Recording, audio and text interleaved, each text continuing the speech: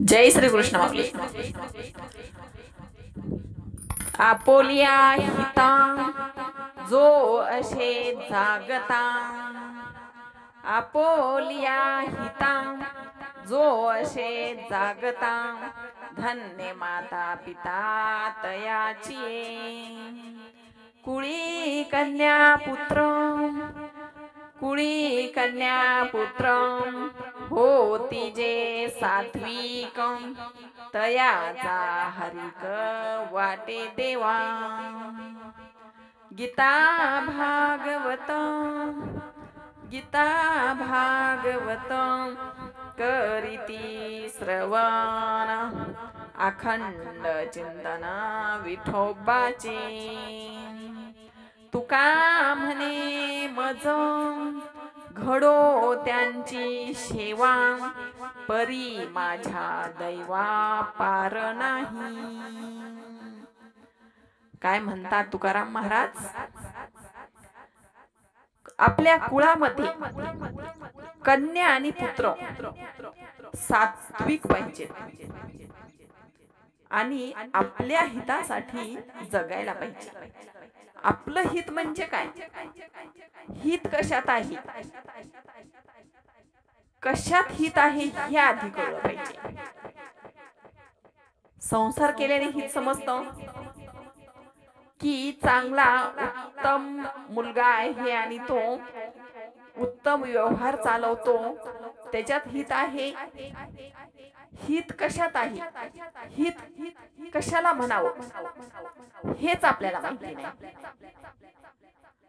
परमार्थात हित आहे जर सांगितलं ना, ओरडू ओरडू सांगितलं तुकाराम महाराजांनी, पण कोणीच ऐकत नाही परमार्थात हित आहे म्हणून. तुकाराम महाराज म्हणतात, जे परमार्थासाठी जागतो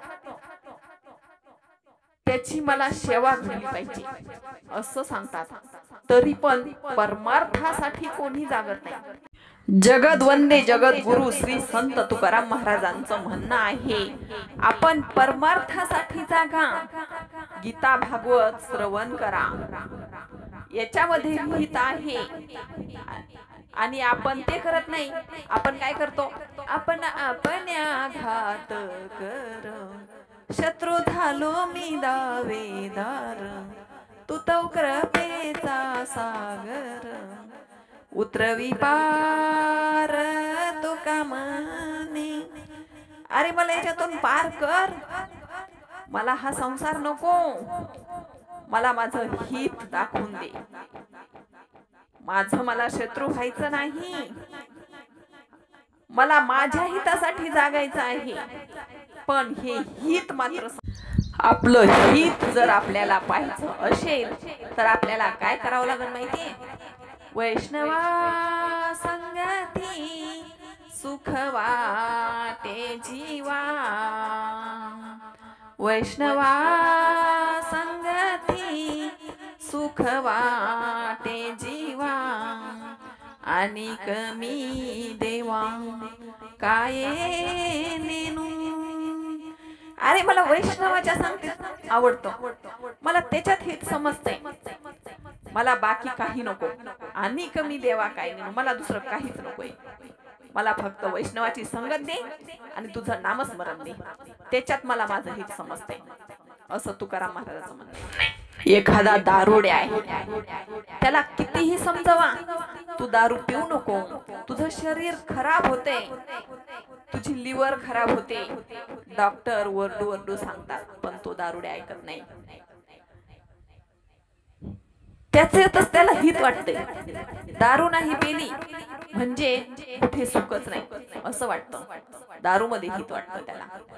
एखाद्या संसारिक माणसाला संसारात हित वाटतं, एखाद्या शेतकऱ्याला त्याच्या शेतात हित वाटते. प्रत्येकाला कोणत्या ना कोणत्या गोष्टीत हित वाटतो, पण संतांना मात्र फक्त परमार्थातच हित वाटत आहे. म्हणून तर तुकाराम महाराज म्हणतात, आपोलिया हिता जो असे जागता, धन्य माता पिता तयाची. मात्या पित्याला धन्यता दिलेली आहे त्याच्या. म्हणून हित कशात आहे हे खरोखर बुद्धी चालवा आणि बुद्धीनं घ्या जरा आणि हित कशात आहे सांगा. ज्ञानेश्वर माऊली म्हणतात, रूप पाहता लोचनी सुख झाले ओ साजनी. ज्ञानेश्वर माऊली म्हणतात, भगवंताचं रूप पाहून त्याच्यात सुख वाटतं. आणि साजनी कोणाला म्हणतात? बुद्धीला. हे बुद्धी, अगं मला या भगवंताच्या रूपातच सुख वाटते बघ. कोणाला वैष्णवाच्या संगतीत वाटतो, कोणाला नामस्मरणात वाटतं, कोणाला परपंचात वाटतं. मग हे सुख म्हणजे शोधायचं कसं? हे हित कशात आहे हे आपल्याला आता शोधायचं. परीक्षिती राजा, त्यांना समजलं मी 7 दिवसात मरणार आहे. त्यांनी भागवत लावलं, शरण गेले गुरुला आणि भागवत लावून स्वतःचं हित साधलं. आपोलिया हिता जो असे जागता. शेवट गोड करून घेतला परीक्षितीनं भागवत लावून. स्वतःचं हित कळलं परीक्षिती राजाला. परीक्षिती राजा कधी मरणाला घाबरले नाहीत. त्यांना हित समजलं म्हणून ते उद्धारून गेले. पण आपण मात्र मरणाचं कसं होईल हे विसरून जातो. म्हणून आपल्याला आपलं हित समजत नाही. धुंदुकारी, धुंदुकारीला मरणाविषयी काहीच माहिती नव्हतं.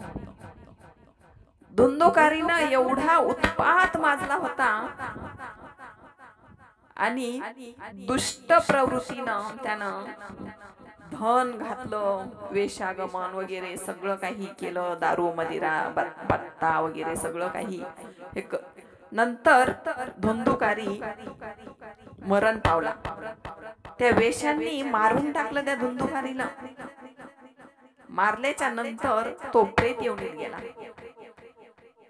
प्रेत योनीत गेल्याच्या नंतर इकडे तिकडे भटकत होता. एक दिवस गोकर्णाच्या स्वप्नात जाऊन सांगितलं, दादा माझी सुटका कर, मला ह्या प्रेत योनीत कंटाळा आलाय. गोकर्णानं भावाचं हित पाहिलं आणि भागवत कथा लावून त्या भावाचा उद्धार केला.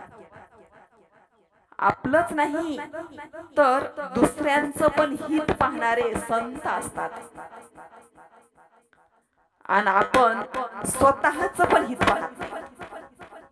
आपण भटकत आहोत. आपण कशासाठी आलेलो आहोत, कारण काय आहे जन्माला येण्याचं, आणि कुठून आलोत आणि कुठे जाणार आहोत याचा आपण विचार करत नाही. म्हणून आपल्याला आपलं हित समजत नाही.